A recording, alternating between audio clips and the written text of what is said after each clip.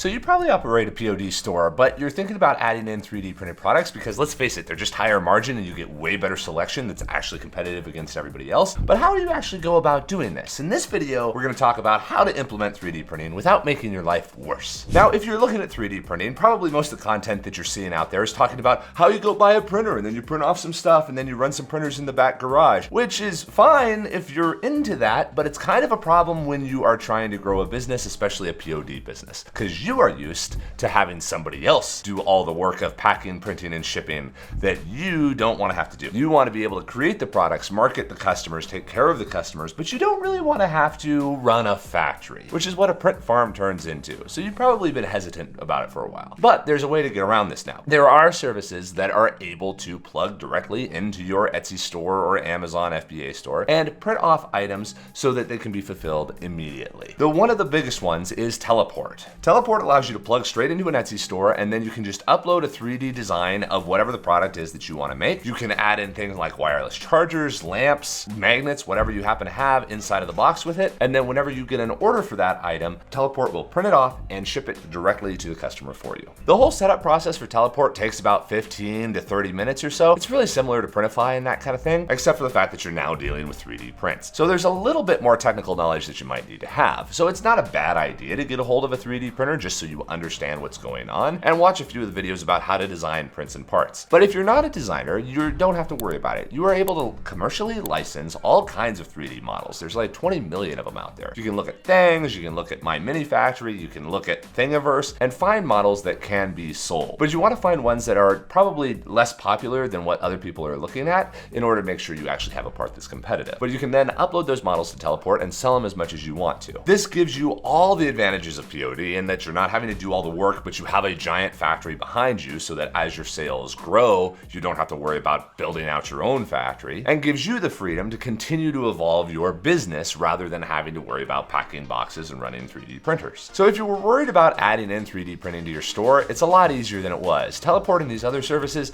have only been around for months, really. Very few of them have been around for years. Teleport is from a company that has been around for years, so they actually know what they're doing as opposed to all the fly-by-nighters, but you can actually get the scale and the processes that you need when it wasn't really feasible before. And it can all implement seamlessly into your existing workflows. So if you're looking at adding in 3D printing to your existing t-shirt or mug store, it's probably a good opportunity to do it because now you can start making some really interesting products that nobody else really has yet. So you can get an edge on the rest of the competition and make sure that your margins are even higher than they've ever been before.